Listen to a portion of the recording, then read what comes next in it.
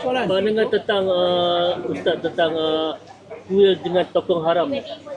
Okey, saya nak jelaskan satulah. Kalau kita lihat rata-rata dekat Malaysia ini, kenapa orang paling marah dengan kuil haram ni je? Kenapa orang tak marah dekat tokong haram sangat? Kenapa orang tak marah dekat gurdwara haram sangat? Pasal apa orang tak marah? Padahal orang tahu semua tu ada. Sebab masalah ada perangai. Kenapa saya kata perangai? Orang gurdwara bila dia tahu tempat tu haram, bila orang bangkitkan benda tu, cara dia approach adalah tak apalah, kita tolonglah kita untuk dapat. Ini cara dia. Hatta tokong pun sama. Majoriti kalau kita lihat. Tetapi ada satu pihak ni saja dah lah buat benda haram, benda yang bercanggah dengan undang-undang. Lepas tu dia pula yang buat perhimpunan, dia buat kecoh. Kita pun tak tahu siapa salah dalam dunia ni.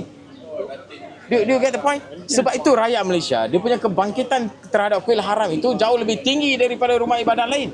Yang pertama. Yang kedua, on numbers. On numbers pun kuil haram jauh lebih tinggi daripada rumah ibadat haram yang lain.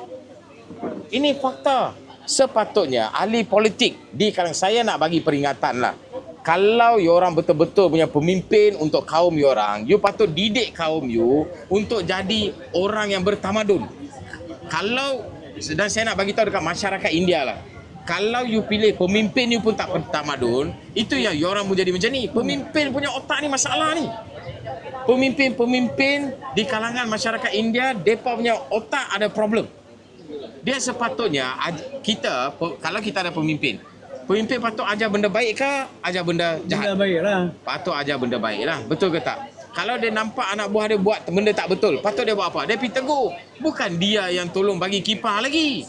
Ini berlaku di kalangan mereka dan saya harap sepatutnya tanggungjawab ini perlu diberikan kepada pemimpin-pemimpin yang di kalangan orang-orang India ni, untuk dia sini cari jalan macam mana nak hapuskan semua, bukannya pergi bagi tanah orang lain, bukannya pergi bagi tanah kerajaan milik semua orang kepada mereka. Sekian, terima kasih. Assalamualaikum warahmatullahi wabarakatuh. Waalaikumsalam warahmatullahi wabarakatuh.